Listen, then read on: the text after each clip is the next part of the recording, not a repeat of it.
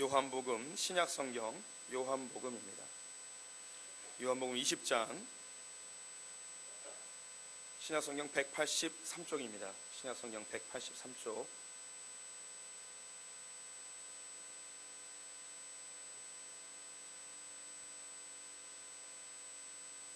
신약성경 183쪽 요한복음 20장 19절부터 23절의 말씀을 한 절씩 교독하시겠습니다.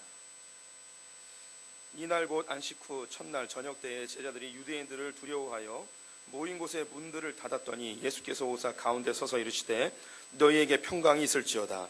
이 말씀을 하시고 손과 옆구리를 보이시니 제자들이 주를 보고 기뻐하더라. 예수께서 또 이르시되 너희에게 평강이 있을지어다. 아버지께서 나를 보내신 것 같이 나도 너희를 보내노라. 하시고 그들을 향하사 숨을 내쉬며 이르시되 성령을 받으라. 함께 읽습니다. 너희가 누구의 죄든지 사하면 사하여질 것이요 누구의 죄든지 그대로 두면 그대로 있으리라 하시니라. 아멘. 2015년 첫 주일 예배입니다. 우리 성도님들 새해 복 많이 받으십시오. 네, 옆 사람에게 한번 인사해 보겠습니다. 새해 복 많이 받으십시오. 네, 하나님의 은혜와 평강이 가득하시길 바라고요. 또 이 예배 드릴 때 드리는 기도의 제목들이 응답되시기를 축원드리고 삶 가운데 하나님의 은혜와 평강이 넘치시기를 축원드립니다. 네, 2015년 우리 소풍교회가 나가야 될 방향을 첫 주일에 제시를 하게 되는데요. 올해 표어가 모이는 교회, 흩어지는 교회입니다. 그 주제에서부터 느껴지는 게 있고요. 또 수차례 이 메시지를 여러 차례 좀 비친 적이 있습니다. 하나님께서 우리 소풍교회 가운데 올해 행하길 원하시는 마음을 행하길 원하시는 사역들을 제 마음속에 심어주셨는데 어떻게 주님께서 열어가실지 한번 기대가 되어집니다. 한국교회는 현재 굉장히 어두운 시대를 이제 걷고 있습니다. 들려오는 소식들이 우리의 마음을 좀 안타깝게 하고요. 또 일반 언론들은 교회의 부정적인 이야기를 앞다투어 보도하고 있고 또 이런 모습을 보면서 여론들은 교회를 굉장히 비아냥대고 욕하고 있는 현실입니다. 이 언론과 여론만 보게 되면 한국교회가 곧 내년이라도 망할 것 같은 그런 분위기이고요. 그리고 예수 믿을 사람이 아무도 없을 것 같고 이런 느낌이 듭니다. 그런데 제가 주변에 있는 목사님들 만나보게 되면 그럼에도 불구하고 교회를 아름답게 하나님 뜻대로 이루기 위해서 애쓰고 있는 분들이 너무나 많이 있고요. 또 참 놀라운 게 이런 시대에 교회를 다니고 예수를 믿는 사람이 있다는 거예요. 줄어들고 있지만 그래도 새 신자들이 늘어나고 있습니다. 교회가 줄어든다는 것은 타 종교로 옮겨간다기보다는 교회를 다니던 분들이 이제 안 다니는 분들이 늘어나는 것 같아요. 이런 분들은 이제 가나안 성도라고 그러죠. 교회 안 나가 가나안을 거꾸로 하면 안 나가입니다. 그래서 안 나가 성도, 가나안 교회 성도님들이 늘어나고 있습니다. 이런 분들을 잠정적으로 집계를 해봤는데요. 한국 교회에 100만 명 정도가 신앙이 있는데 교회를 안 나가고 있다고 이렇게 보도를 하고 있습니다. 충분히 그렇게 욕먹을 만한 사건들도 있었습니다. 대형 교회 비리들도 많이 있었고요. 목회자들의 부도덕한 행위들도 많이 드러나고 있고요. 그리고 교회가 무리하게 너무 세상적인 방법으로 교회를 지었다가 빚을 갚지 못해서 팔리기도 하고 심지어는 이단에게 넘어가는 일들도 보게 됩니다.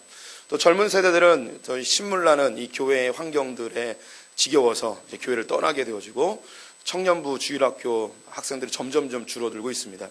우리 교회도 교회의 규모에 비해서 주일학교가 그렇게 큰 편이 아닙니다.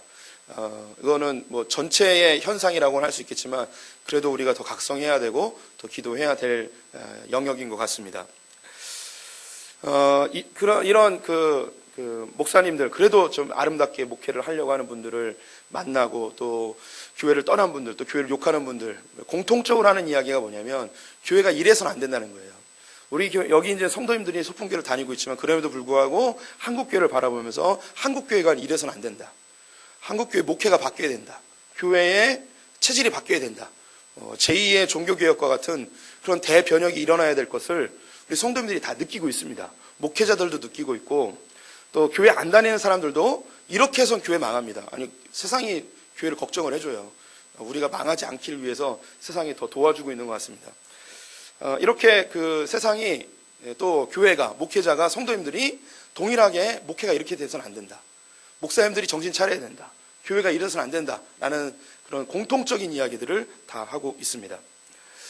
그런 연장선상에서 성도님들도 교회를 옮기거나 새롭게 찾을 때에 예전에 경험했던 그런 교회들 말고 좀 다른 교회, 좀 예전과는 좀 색깔이 다른 교회, 이런 교회를 찾고자 하는 열망이 많아지고 있습니다. 그래서 그런 교회를 찾고요. 그래서 한번 교회를 한번 옮기게 되면 길게는 뭐 3, 4년, 4, 5년 이렇게 헤매다가 다닐 만한 교회가 없다고 이야기를 하기도 하지요. 짧게는 몇 개월 동안 이 교회 저 교회 좀 마치 식당에 들리는 것처럼 내 집 아닌 곳에서 그 양식을 얻어먹어야 되는 그런 그 초라한 심정이 우리 성도님들 안에 이미 경험되어졌던 부분이죠. 그렇다면 지금까지 교회가 어떻게 운영되어졌고 어떻게 목회가 되어졌는지 이걸 좀 살펴봐야 할 것 같고요. 그러면 그 다음에 성도님들이 그리고 이 시대가 요구하는 교회가 어떤 모습인지 살펴볼 필요가 있습니다. 교회를 운영하는 방법이 보통 4가지로 이제 구분이 되어집니다. 첫 번째는요, 강력한 카리스마를 갖고 있는 목사님을 중심으로 한 리더십 중심의 그 교회가 있습니다. 리더십에 의하여서 교회가 이끌어가는 거죠. 강력한 리더십에 의하여서 이끌려가는 것입니다. 한국교회에 그런 그 시대가 있었고요. 지금도 그런 교회들이 있습니다. 이 강력한 리더십의 교회는 가장 좋은 장점이 교회가 속도 있게 성장할 수 있는 이 배경을 갖고 있습니다. 목사님을 중심으로 해서 모든 성도님들이 똘똘 뭉쳐서 이 목사님이 추구하는 방향으로 진행할 수 있는 힘이 다 받쳐주게 되어지죠. 그래서 이 강력한 리더십을 갖고 있는 교회들은 성장이 빠른 편입니다. 그런데 이 강력한 리더십을 갖고 있는 교회가 갖고 있는 약점은 무엇이냐면 절대 권력은 절대적으로 타락하게 되어 있습니다. 지금 언론에서 회자되고 있는 그런 부조리한 교회들의 공통점은 강력한 리더십을 갖고 있는 목사님들이 교회를 부흥시켰다는 것이죠. 그리고 성도님들 안에 일어나는 현상은 수동적으로 변하고 피동적으로 변합니다. 그래서 자기 스스로 하나님을 만나기보다는 목사님이 제시한 하나님에 대하여서 답습되어지고 그리고 그것이 마치 자기가 경험된 하나님인 것처럼 착각하며 살아가게 되어지죠. 그리고 강력한 리더십의 교회의 가장 큰 문제점이 뭐냐면 차기 리더십으로 바뀌어졌을 때 그 교회에 예전의 그 속도가 나지 않는다는 거예요. 그리고 예전에 강력한 리더십을 그리워하는 사람과 새 리더십 사이에 엄청난 갈등이 야기되어지는 것이죠. 이런 교회는 이미 우리 성도님들이 많이 경험했고요. 지금도 그런 교회들이 있고 분란 가운데 있는 교회들도 많이 있습니다. 두 번째 교회 운영의 방법은 은사 중심의 교회입니다. 그걸 성령이 인도하신다고 곱게 포장을 하지만 결국은 이제 은사가 그 교회를 이끌어 가게 됩니다. 이 은사 중심의 교회는 우리가 또 80년대, 90년대 한국 교회에서 많이 경험을 했습니다. 이 은사 중심의 교회의 가장 큰 장점은 교회가 활력이 있습니다. 생동감이 있고요. 그리고 교회가 뜨거워요. 그래서 교회가 막 살아있는 듯한 그런 느낌이 듭니다. 근데 이 그 은사 중심의 교회의 가장 큰 약점이 뭐냐면 미래가 예측되지 않습니다. 목사님이 은혜 받으면 갑자기 막 바뀌어요. 그래서 목사님이 40일 금식 기도하고 오면 교회가 어디로 갈지 성도님들이 아무도 예측할 수 없는 그런 상황인 거죠. 그리고 이 은사 중심의 능력으로 인하여서 성도님들 역시 수동적이고 피동적으로 바뀌어버립니다. 그래서 목사님의 그 영성의 색깔이 고스란히 성도님들에게 전이되어져서 목사님의 그 기도의 패턴, 말하는 패턴, 몇 시입니까? 성령이 임할 줄 믿습니다. 뭐 이렇게 이런 패턴으로 다 바뀌게 되어지죠. 그리고 성령의 은사의 남용으로 성경 중심에서 벗어나는 경우들이 많이 발생하게 되어지죠. 이건 역시 우리가 경험을 해봤고 그 경험 하에서 생활하다가 이건 아니지 하면서 교회를 이제 뛰쳐나오신 분들도 우리 가운데 많이 있고요. 주변에도 많이 있습니다. 세 번째 교회를 운영하는 방법은 이건 프로그램으로 운영하는 교회입니다. 이 프로그램으로 운영하는 교회는 강력한 리더십 그리고 성령의 은사 그 다음에 주로 나타났는데요. 이것 역시 또 우리 성도님들이 많이 경험했습니다. 제자훈련 프로그램, 셀교회, 가정교회, 알파, D12, G12 뭐 이런 각종 프로그램들이 교회에 다 경험을 해본 거죠. 이 프로그램 교회, 시스템 교회라고 할 수 있는데 시스템 교회의 가장 큰 장점은 검증된 프로그램을 가져왔기 때문에 실수를 적게 할 수 있습니다. 근데 가장 큰 단점이 뭐냐면 비용이 많이 듭니다. 지금까지 신앙생활을 했던 그 체질을 이 프로그램에 다 맞춰야 되는 거예요. 그래서 성도님들이 마치 공장에서 찍어낸 사람들처럼 교육 과정에 의해서 공산품처럼 성도님들이 만들어져요. 그리고 복음으로 변화되는 것이 아니라 이 프로그램이 머리에 들어오면서 그 언어가 그 프로그램의 언어들로 바뀌어버립니다. 그래서 예수를 닮기보다는 프로그램을 닮아버리는 그런 현상이 일어나게 되죠. 그리고 이 한국교회 한 20여 년 동안 5년 단위로 프로그램이 바뀌고 있습니다. 이 이야기는 그 어떤 프로그램도 한국교회에 깊이 뿌리내리지 못했다는 거예요. 즉, 좀 더 과격하게 이야기해서 모든 프로그램은 교회에서 실패했다고 봐도 관계없습니다. 그래서 더 좋은 프로그램이 나오면 교회가 그 프로그램을 바꿔버려요. 그럼 성도님들은 또다시 그 옷을 갈아입어야 되고 교회는 거기에 맞춰서 비용이 더 소모가 되어지는 그런 현상이 일어나게 되죠. 그렇다면 제가 이제 세 가지를 이야기 들었는데 다 장단점이 있습니다. 이 교회들이 나쁘다는 게 아니에요. 이런 운영의 방법들이 자기에게 맞으면 좋습니다. 그리고 그 교회에게 또 어울리면 잘 성장할 수 있습니다. 그런데 이것이 획일적으로 적용되지는 않는다는 거죠. 그렇다면 여기서 지금까지 우리 성도님들이 경험되어졌고 그것이 신물나서 뛰쳐나오신 분들도 있고 거기에 큰 상처를 입고 나오신 분들도 있고 그래서 좀 더 다른 교회를 찾고자 헤매다가 우리 소풍교회 오신 분들이 많이 계십니다. 그리고 그런 분들이 많이 있고요. 그렇다면 제가 네 가지를 이야기했는데 한 가지 남았죠. 그럼 무엇으로 이끌어가는 교회가 되어야 되는가? 생각나는 게 없습니다. 다 이야기했잖아요. 마지막이 뭐냐면 행정으로 이끌어가는 교회입니다. 행정이라고 하니까 굉장히 딱딱하고 뭔가 사무적으로 들리겠죠. 행정은 이제 저에게 있어서 행정은 굉장히 따뜻한 단어입니다. 행정을 가장 쉽게 설명을 해드리면 상대방이 이해하고 상식적으로 용납되어지도록 운영하는 거예요. 성도님들이 상식적이고 합리적이고 이성적으로 용납되어질 수 있게끔 교회를 운영하는 게 행정입니다. 그래서 강력한 리더십에 의해서 나만 따라와, 나만 믿고 따라와, 이해가 안 돼? 순종해, 믿어, 믿습니까? 아멘, 할렐루야 하면서 그냥 오는 이게 아니라 이해되어지고 합리적으로 사고해서 이것이 설득되어졌을 때에 같이 움직이는 거죠. 이 행정으로 이끌어가는 교회, 합리적이고 상식적으로 이끌어가는 교회는 단점이 있습니다. 제일 큰 단점이 뭐냐면 느려요. 네. 이게 그 속도가 굉장히 느립니다.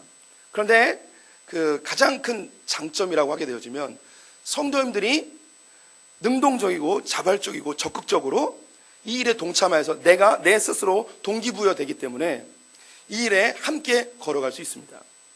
행정은 굉장히 사회적인 용어 같은데 성경이 행정을 권장하고 있습니다.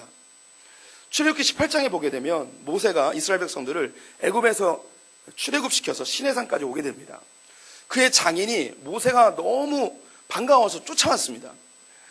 모세가 그 이드로랑 살 때는 말도 잘 제대로 못하는 그 소심한 그런 사람이었습니다. 맨날 양만 치는.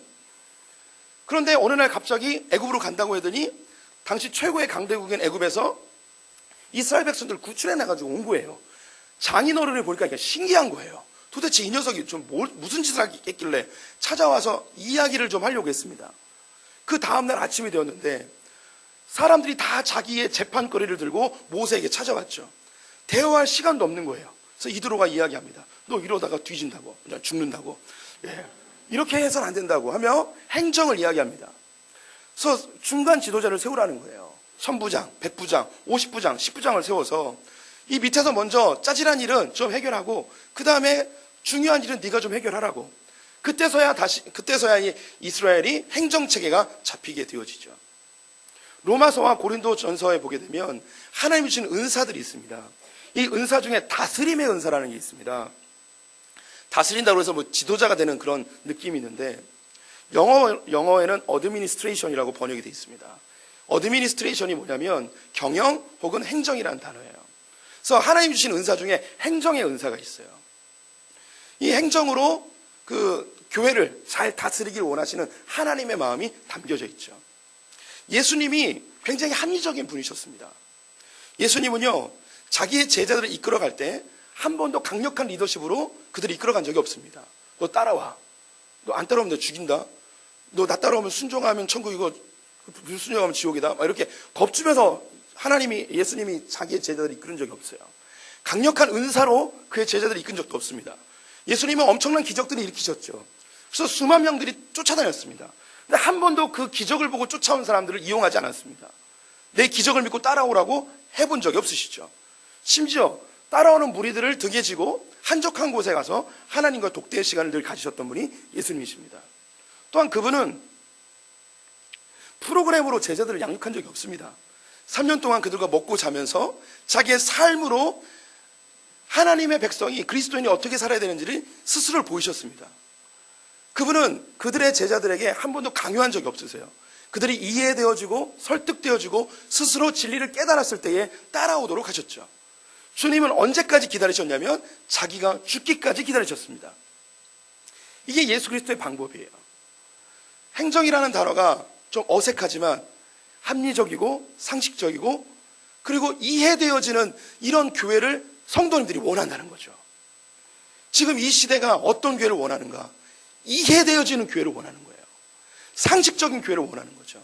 근데 이 상식이 세상에서 이야기하는 상식이 아닌 하나님의 말씀의 기준대로 이끌어져 가는 그런 교회를 원하고 있습니다. 올해는 소풍교회가 10년이 되는 해입니다. 제가 목회한 지 이제 만 7년이 되는 해이고요. 제가 30대 초반에 저도 이제 담임 목회를 해야 되기 때문에 어떤 교회를 만들 것인가 고민을 많이 했습니다. 그리고 이 시대에 유행되어지는 목회의 스타일들, 또 교회에 부응하는 방법들을 많이 접해봤죠.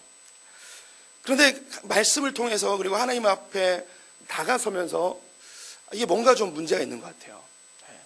저에게 강력한 리더십이 없습니다. 얼굴은 순하고 온유하고 겸손해 보이고 목소리도 요즘 조금 카리스마적으로 좀 바뀌긴 하지만 저 안에 생활해 보셔서 알겠지만 저한테는 강력한 리더십이 없어요. 은사도 없어요. 제가 손댄다고 넘어지는 사람도 없고요. 기도한다고 낫는 사람도 없고요. 로또가 붙는 그런 확률도 없고요. 그런 은사도 없습니다. 그렇다고 제가 이 시대에 유행하는 그런 프로그램을 받아들일 마음도 없습니다. 저는 CCC라는 곳에서 훈련을 받았거든요. 4년 동안 제자훈련 열심히 했습니다. 이 제자훈련이라는 것은 특정 기관의 특정 단체에서 목표를 위해서 사람을 만들어내는 데는 교육과정으로 정말 좋습니다. 근데 이 교회는 평생 믿어야 되는 거거든요. 평생 믿는 교회 속에서 제자훈련은 적합하지 않다는 결론을 내렸습니다. 그리고 한 가지 말씀드리면 제자훈련이라는 게 2000년 기독교 역사 속에서 20-30년밖에 안 됐어요. 그럼 그 전에 2000년 동안 제자훈련을 안 받았던 그분들은 제자가 아니란 말입니까? 아니죠. 제자는 신앙생활을 하면서 예수를 닮아가는 게 제자예요. 제자훈련 프로그램을 받는다고 제자가 되는 게 아니죠.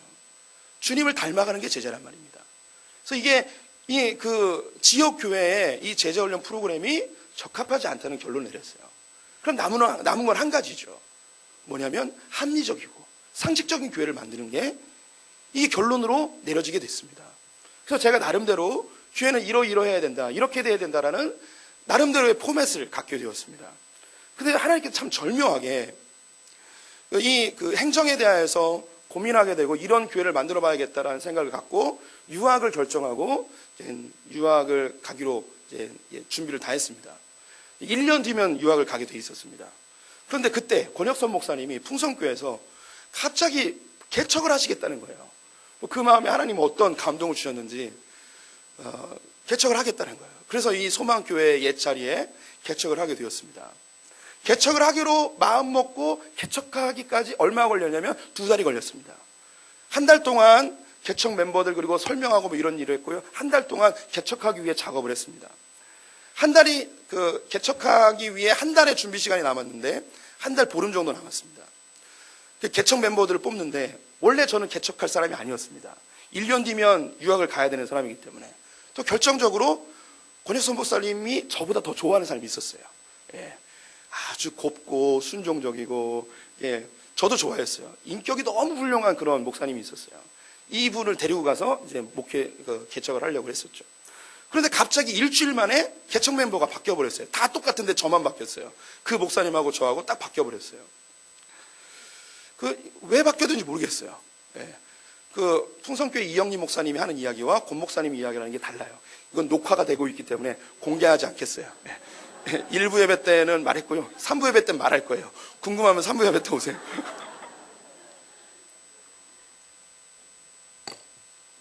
근데 그때부터 이제 하나님이 놀라운 작업을 하셨죠. 제가 지금까지 이러한 상식적인 교회를 만들어야겠다는 생각을 가졌는데 이런 교회를 만들 수 있는 장이 마련이 된 거예요. 그래서 이것을 체계화해서 이걸 논문으로 썼습니다.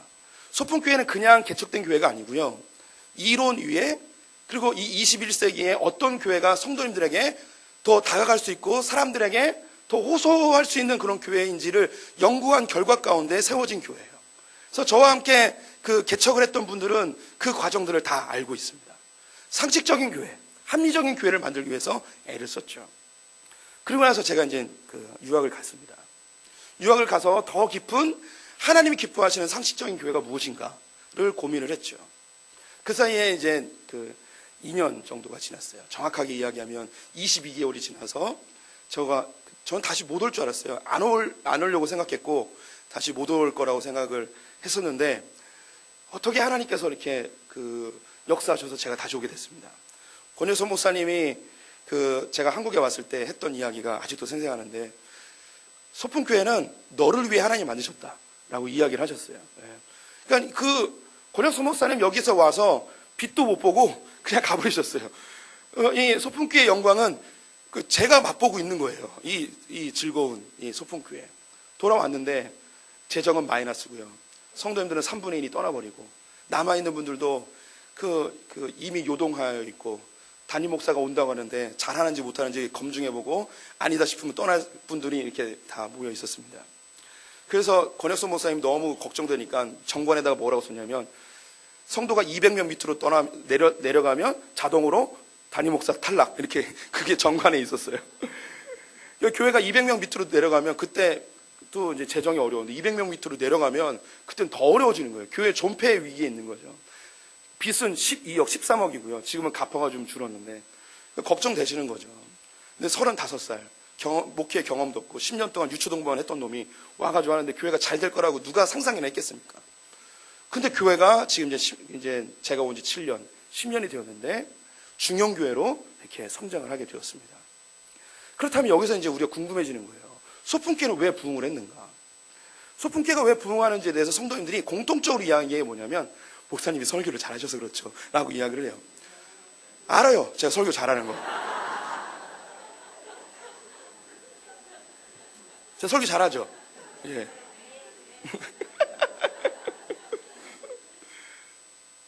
그런데 설교를 잘해서 교회가 부흥했다. 이건 거짓말이에요. 제가 이 정도 설교하면요, 성도님 이것만 모이면 안 돼요. 더 모여야 돼요. 제가 설교를 이 정도 하면 한국 교회가 난리가 나야 돼요. 그런데 아무 일도 안 일어나잖아요. 그러니까 이 소풍교회는 설교로 부흥했다고 보기는 어려워요. 그리고요, 성도님들을 이미 느끼셨겠지만 설교라는 게 한 3개월 들으면요, 거기서 거기예요. 처음에는 굉장히 신선하고 은혜가 되는데 3개월쯤 지나면 다 똑같은 설교예요.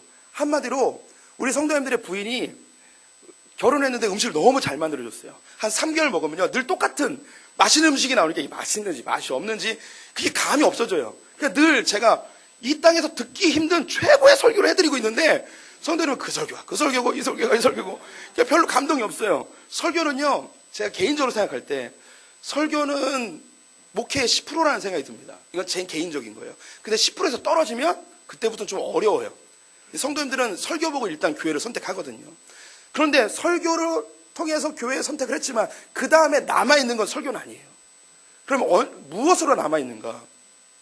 제가 생각할 때 소풍교회는 성도님들이 앞에 있던 강력한 리더십, 은사 중심의 프로그램에 이런 목회들 다 경험하신 분들이에요. 무엇을 그리워하고 있었냐면 상식적인 교회를 그리워하고 있었어요.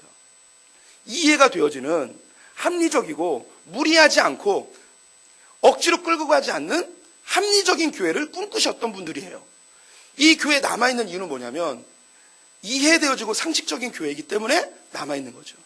완벽하진 않아요. 그리고 제가 생각했던 그런 행정적인 그 시스템, 조금 더 깨끗하고 조금 더 정직하고 조금 더 투명한 그런 교회로 만들어 가겠지만 아직은 저도 만족스럽진 않아요. 하지만 다른 교회들에 비해서 소풍교회는 굉장히 합리적이고 상식적이라는 거죠. 그래서 우리 성도님들이 불편한 부분이 분명히 있습니다. 그럼에도 불구하고 이 교회에 남아있는 이유는 뭐냐면 그래도 상식적이에요. 그래도 합리적이에요. 그래도 이해가 되어지거든요. 억지로 두려움을 조장해서나 복을 강조하거나 은사를 강조하면서 그리고 어떤 프로그램에 잘 적응하는 사람들 줄 세워서 목사님 편 만들어가지고 자기 수화 만들어서 이렇게 하는 교회가 아니거든요. 하나님 안에서 우리 안에 계시는 그 성령님이 한 분 한 분 안에서 하나님이 일하시도록, 주님이 개개인을 설득하시도록, 인색함이나 억지로나 우리를 끌고 가지 아니하고 주님이 일하시는 교회를 만들려고 하는 교회이기 때문에 여기 계시는 거라고 저는 그렇게 생각을 합니다. 그리고 지금 이 땅에 있는 많은 성도님들이 그런 교회를 추구하고 있습니다. 이해되어지는 상식적인 그런 교회를 생각하고 있죠. 지금 이제 소풍교회가 10년째 되었는데, 소풍교회가 이제 건물로서는 성도님들을 채울 수 있는 한계가 되었습니다. 이제 500명 성도님들이 넘어가고 쉴 공간도 없고요, 놀 데도 없어요. 그래서 성도님들이 어디 앉아있을 데도 없습니다. 우리 사무실도 좁아요. 그래서 한 명은 늘 서 있어야 돼요. 책상이 부족해요. 책상이 2개가 부족해요. 그래서 그 자리 싸움을 해요. 누가 다 밖에 나가면 한 명이 거기 앉아요. 마치 레크레이션 할 때처럼 빈자리 있으면 거기 앉아야 돼요. 그럼 뒤에 올라온 사람은 옆에 자그마한 임시 의자 놔뒀어요. 거기 앉아있다가 자리 비우면 또 거기 앉아야 돼요. 컴퓨터를 쓰려고 해도 자리가 없으니까 이런 일이 벌어지고 있어요. 그래서 뭐 건물을 한번 얻어보려고 애를 쓰지만 워낙에 우리가 산골짜기 있다 보니까 뒤로도 갈 수 없고 옆으로도 갈 수 없고 앞으로도 갈 수 없는 그런 난공불락에 놓여 있습니다. 저는 이거는 중요한 게 아니고, 하나님 왜 소풍교회에 사람을 보내셨냐는 거예요. 이건 합리적으로 생각을 해야 돼요. 이성적이고 상식적으로 생각을 해야 되죠. 교인이 늘어났습니다. 어떻게 하면 상식적인 반응일까요? 전 2가지라고 생각합니다. 첫 번째, 건물을 크게 짓는 거죠. 2번째, 아니면 교회를 나눠야 되는 거예요. 교회를 더 크게 질 수 있는가? 우리는 안 돼요. 우리 여기 땅이 200평입니다. 용적률이 200%인데요. 우리가 198%를 쓰고 있어요. 한 평도 더 못 져요. 예. 이 옆으로 우리 성도님들 기도하셔서 주차장을 우리가 얻어서 주차장을 여기 뚫고, 저는 건물을 새로 지을 생각은 없고요. 증축할 마음은 있습니다. 여기서 이 본당보다 2배, 3배 더 큰 옆으로 쭉 뚫으면 성도님들 다 함께 예배드릴 수 있는 그런 공간이 될 것 같아요. 근데 지금 그건 아니에요. 상황은 아니죠. 그렇다면 우리가 해야 될 상식적인 반응은 뭐냐면 개척을 하는 거예요. 분리하는 거죠. 근데 분리는 쉬운 얘기는 아닙니다. 우리 사람은 본능적으로 안정감을 좋아해요. 그래서 이제 겨우 신앙생활 한지, 우리 교회에서 최고 오랫동안 신앙생활 하는 분들 10년이에요. 예. 짧게는 1년, 2년. 이제 또 뭐 어딜 가자는 거예요. 지금 몇 년 동안 헤매다가 여기 겨우 왔는데 어딜 가라는 겁니까? 예. 아직 보낼 생각도 없고요. 예. 저와 함께 적어도 10년은 제 말씀을 들어야지 그래도 제가 추구하는 하나님을 좀 공유하지 않을까 생각을 해봅니다. 그 전에 그러면 뭐 해야 되는가? 개척의 마인드를 심어야 돼요. 개척하려면 또 교육자가 필요하잖아요. 성도님들의 마음의 준비도 필요하고. 그래서 올해는 이 개척의 마인드를 좀 심어주고 개척을 준비하는 기간을 가져보려고 합니다. 우리가 이제 그 헌금 봉투를 바꿨어요. 뭐 다 똑같은데 란을 하나 더 만들었어요. 개척 헌금이라고 있습니다. 이 개척 헌금은 몇 년 인도가 될지 모르겠지만 향후 개척을 하게 되어지면 종잣돈을 우리가 모으기가 좀 어려우니까 미리미리 헌금을 해서 이거를 그 개척하는 자금으로 만들 계획이에요. 이 돈은 아무도 건들 수 없는 다른 통장에다가 적립을 해놓을 계획입니다. 뭐 1억이 되든 2억이 되든 무조건 다 개척하는데 사용할 것입니다. 우리 성도님들이 이 개척에 동참하셨으면 좋겠어요. 그래서 우리 소풍교회가 아름다운 분리들을 계속 이루었으면 좋겠습니다. 이미 우리 교회는 2009년도에 부천 소풍교회를 개척했습니다. 근데 그때는 개척할 교육자는 있었는데 성도님들 사이에 개척의 마인드가 공유되진 않았어요. 그래서 몇 명이 따라갔냐면 4명이 따라갔습니다. 4명이 따라서 교회가 되질 않죠. 그래서 그때 했던 작업이 뭐냐면 사랑방별로 20명, 30명씩 그 교회에 6개월 동안 보냈습니다. 매주일마다. 교회적으로는 헌금도 손해고요. 예배 인원도 손해입니다. 하지만 개척한 그 인큐베이터에 들어가 있는 그 신생아를 살려내야 되죠. 그래서 우리가 모든 인력을 거기다 쏟아 부었어요. 목사님의 사례를 3년 동안 지불해 줬고요. 교회에 필요한 것들을 많이 도왔습니다.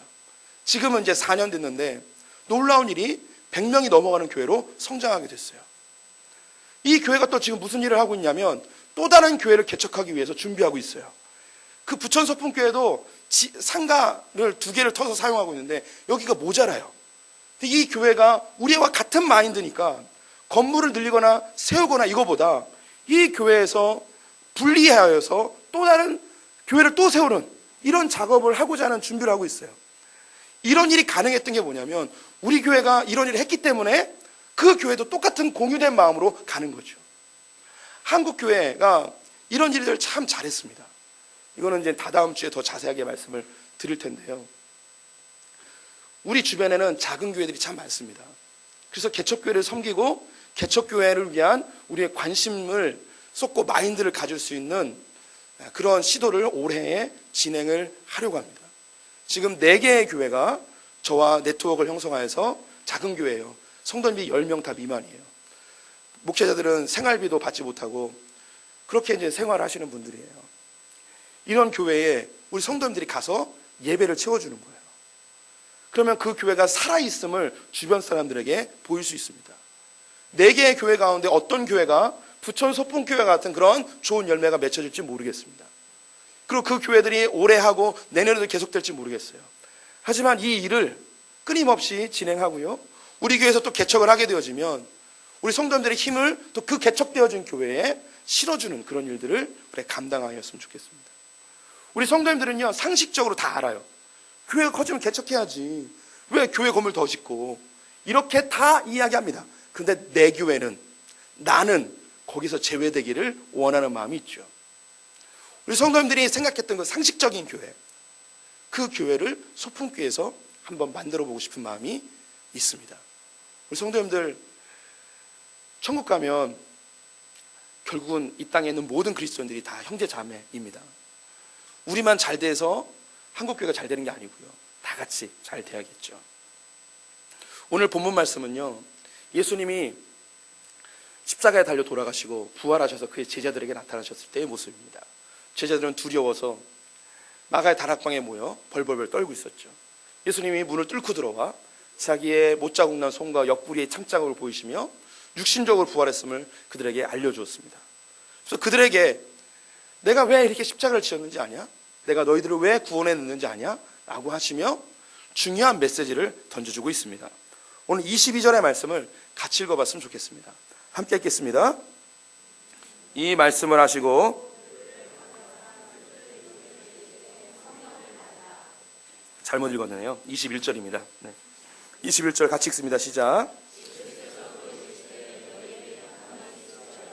아버지께서 나를 보내신 것 같이 나도 너희를 보내노라. 아멘. 예수님이 이 땅 가운데 왜 오셨는가? 우리를 위해 오셨죠. 우리를 죄악에서 건져내기 위하여, 모이게 하기 위하여 오셨습니다. 성경에는 하나님의 백성들을 모은다는 이야기가 많이 있습니다. 일단 모으세요. 하나님의 그 품 안으로 다 모으게 하십니다. 그 다음에 하시는 일이 뭐냐면 이 하나님의 품 안으로 들어온 백성들이 하나님의 가치관으로 변화되어지고 하나님의 마음을 배워서 복의 근원으로 세상으로 흩어지기를 원하시는 것이죠. 예수님께서 우리를 구원하신 이유, 우리를 죄악에서 건져내신 이유, 우리를 하나님의 백성 삼으신 이유는 한 가지입니다. 우리를 다시 흩트기 위해서죠. 우리를 보내기 위해서라고 이야기합니다. 그럼 보내서 뭘 할 것인가? 22절 말씀에 보게 되면 내가 너에게 성령을 주노니 성령을 받으라 라고 이야기합니다. 입김을 후 내쉬시며 성령을 받으라 하시죠. 이 성령은 가장 쉽게 이해될 수 있는 것이 하나님의 생명입니다. 하나님께서 천지창조하실 때 아담과 하와를 만드시고 그 코에 생기를 불어넣으시죠. 그때 생명이 되었습니다. 그전에는 그냥 육신, 고깃덩어리였는데 주님의 생기가 들어가니까 온전한 인격체가 되었습니다. 영혼이 되어진 거예요. 영혼육이 완성되어졌죠. 그런데 창세기 6장을 보게 되면 사람들이 너무 많은 죄악 속에서 살다가 하나님과의 관계가 끊어져서 하나님이 더 이상 이 영이 필요 없는 단계가 되어버렸어요. 영을 가져가 버리세요. 그래서 이 하나님의 백성들을 거룩하게 하신 예수 그리스도께서 다시 오셔서 하나님 하셨던 것과 똑같은 재창조의 사역으로 그 코에 생기를 후 불어넣으시고 성령을 받아라. 그 거두어 가셨던 하나님의 생명, 하나님의 영, 이것을 우리에게 부어주셨죠. 그래서 예수님이 이 땅에 오신 목적이 무엇이냐? 생명 주기 위해서예요. 우리가 잘 알고 있는 요한복음 3장 16절. 하나님이 세상을 이처럼 사랑하사 독생자를 주셨으니 이는 저를 믿는 자마다 멸망치 않고 영생을 주려 하심이라. 주님이 이 땅 가운데 오신 이유, 영생을 우리에게 주신 거예요. 생명을 주신 거죠. 그 우리를 보내실 때 뭐를 갖고 나가길 원하시는가? 이 생명, 이 생명을 갖고 나가길 원하십니다. 이것이 23절에 구체적으로 기록이 되어 있습니다. 23절 말씀 같이 읽어보겠습니다. 너희가 누구의 죄든지 사하면 사하여질 것이요 누구의 죄든지 그대로 두면 그대로 있으리라 하시니라. 아멘. 이 구절을 가지고 천주교에서는 고해성사를 이렇게 합니다. 근데 이건 그런 이야기가 아니에요. 죄를 사하는 권세는 우리에게 없습니다. 그래서 예수 그리스도의 그 구속사역이죠. 그럼 여기서 죄를 사한다, 이건 뭐냐면 죄의 사슬을 풀어준다는 거예요. 예수님께서 이 땅에 있는 모든 사람들의 죄를 깨끗게 하셨습니다. 그런데 그 사실을 몰라요. 여전히 죄의 사슬에 묶여있죠. 그 묶여진 열쇠를 누가 갖고 있느냐? 예수 그리스도께서 우리에게 주신 거예요. 그 생명의 열쇠를 우리에게 주신 거죠. 그래서 그걸 풀 수 있는 권세가 우리에게 있습니다. 우리는 어느 곳에 가든지 이 생명의 전달자가 되어야 하는 것이죠. 이곳에서 우리가 생명을 누리는 것뿐만 아니라 이 생명을 전달하는 자, 묶여있는 자를 푸는 자, 억눌린 자들을 솟아있게 하는 것, 이것을 어떻게 하는가? 예수님이 하셨던 것처럼 우리의 생명을 뜯어내서 생명을 나눌 때에 가능해지는 것이죠. 나의 희생 없이, 나의 생명의 손해 없이 생명을 살리는 일은 안 돼요. 하나님께서 우리 소풍교회에 큰 복을 주셨습니다. 이제 이 복을 흘려보내는 한 해가 되었으면 좋겠어요. 그래서 우리가 손해볼 수 있어요. 목사에게 가장 민감한 게 뭐냐면 헌금과 예배 숫자입니다. 이제 다른 교회에 이제 그 예배 지원 사역을 나가게 되면 매주마다 20-30명이 빠져나가게 될 거예요. 그러면 그 출석이 훅 떨어지겠죠. 그러면 거기 가셨던 분들은 헌금을 거기다 해야 돼요. 11조만 빼고. 뭐 감동이 있으면 11조도 내셔도 관계는 없지만 그래도 본교에 내야죠. 우리도 먹고 살아야죠. 네, 뭐 이게 그 영향이 뭐 많지는 않겠지만 이런 것에 이제 우리가 손해를 감수하는 거죠. 생명을 나누는 거예요. 살을 뜯어내는 거예요. 생명을 뜯어낼 때 거기서 또 다른 생명이 일어나게 되어집니다. 상식적인 교회, 합리적인 교회, 우린 다 이미 교회가 어떻게 운영되어야 될지 목사보다 더 잘 알아요. 목사는요, 성도들 못 속여요. 목사가 자기 개인적 욕심으로 교회를 부흥시킨다고 하면요, 성도님들 바로 알아버립니다. 놀라운 게요, 목사가 하나님은 속여도 성도님들은 못 속여요. 네. 내가 하나님 앞에 하나님 주님의 영광을 위하여 교회를 부흥시키겠습니다. 성도를 보내주시옵소서. 주의 영광을 위하여 열방 가운데 주의 복음을 전하는 목사 되게 해주시옵소서 라고 하나님은 속여요. 근데 성도들은 그 기도 또 설교 들으면서 다 알아요. 아, 이 목사가 교회 크게 해서 자기 영광 얻으려 하는구나. 목사님, 우리 성도님 귀신이에요, 귀신. 네. 지금은요, 성도들을 못 속여요. 성도들이 이해되어지고 상식적으로 용납되어질 때 그 교회가 이끌어가는 거예요. 우리 성도님들, 하나님이 기뻐하시는 교회, 상식적인 교회입니다. 그런 교회 만들었으면 좋겠습니다. 이 하나님 주신 이 복을 상식적으로 우리가 흘려보내는 그런 교회 되시기를 축원드립니다. 기도하겠습니다. 하나님 아버지, 소풍교회를 지난 10년 동안 지켜주셔서 감사합니다. 많은 우여곡절도 있었고 다른 일반적인 교회들보다 독특하게 시작되었고 또 하나님께서 이곳저곳에서 상처받고 힘들었던 성도님들을 모아 지금까지 잊지 않았던, 조금은 상식적이고 조금 더 합리적이고 조금 더 하나님의 말씀에 기준 삼는 그런 교회로 만들어가 주시니 감사합니다.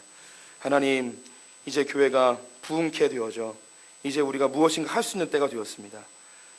이 무엇인가 할 수 있을 때에 하나님의 마음으로 상식적으로 반응하는 교회 되어지길 원합니다.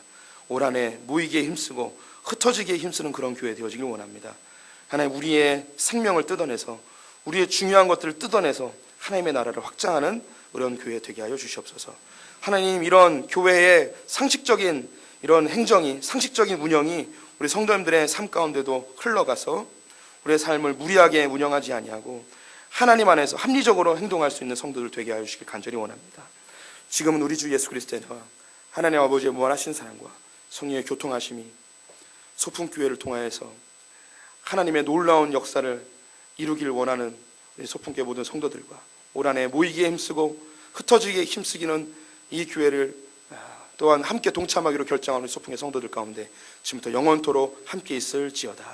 아멘.